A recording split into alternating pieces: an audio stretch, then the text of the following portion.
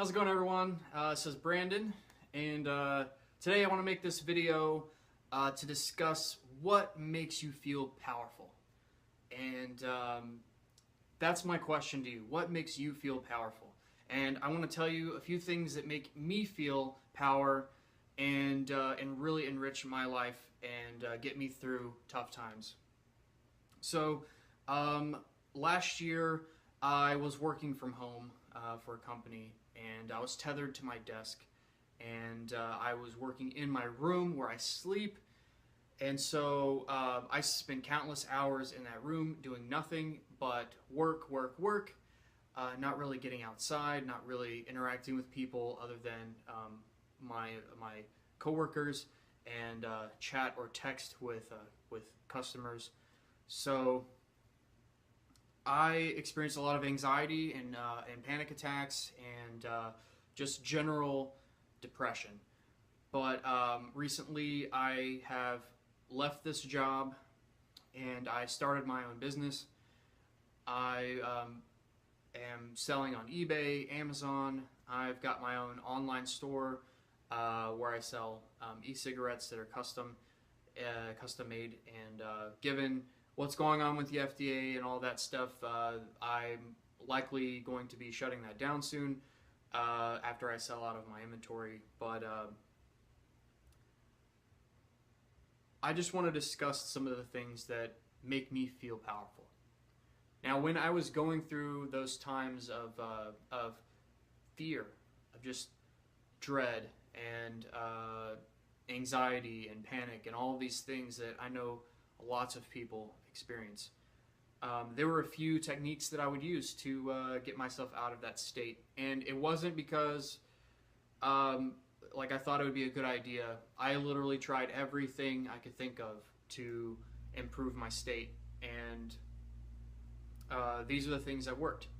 So first, anytime that I started feeling a little bit anxious, I would sit back and I would take a really deep breath.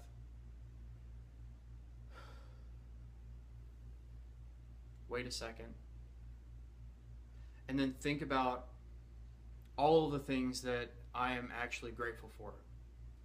And if I was still feeling anxious after that, then I would step back and do a little bit of exercise, whether that's pull-ups, push-ups, jogging in place, jumping jacks, something to get my blood pumping to make me feel alive, anything at all to feel a little bit more in control of my state. And if I was feeling really depressed, I would just go for a really long run. And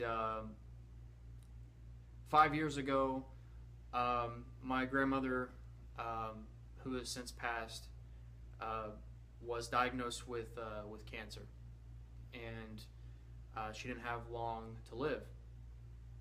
And I grew up not really spending a lot of time with her. She lived 9 hours away, and I didn't really have much of a relationship, at least not to the level that I needed or wanted at the time. And so I remember once I went to a family reunion, and she had made for me this crocheted pin, and it was like a red crocheted like carnation looking thing. And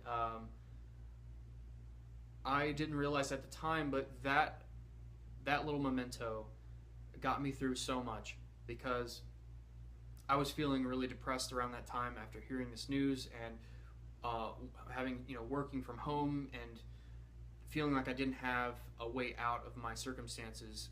So I decided I was going to run a marathon. And it's quite a daunting task when you don't have a desire to run.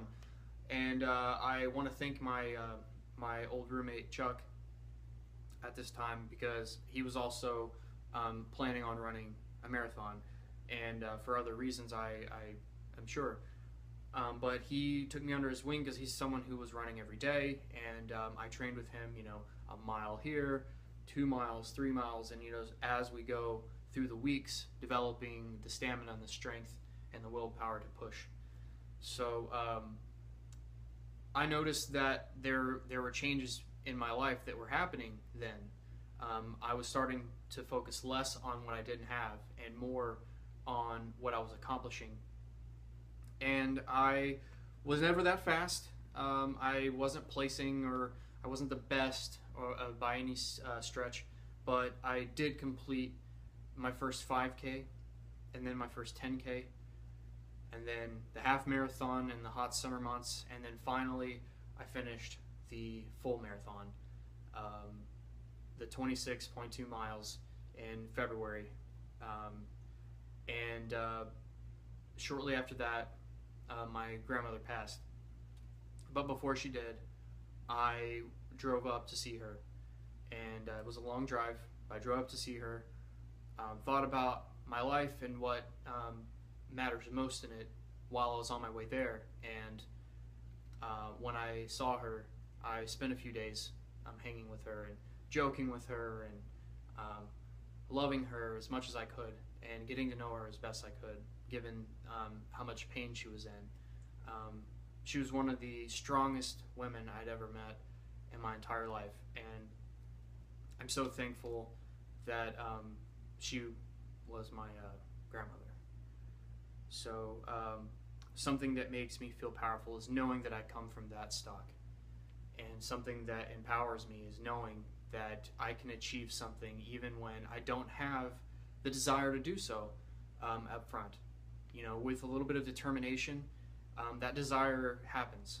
You know, just stepping outside and making that first jog, that first 1 mile run, that first 2 mile run, and then accomplishing that goal and coming back home and feeling tired and sore, and knowing that tomorrow I'm going to do it again.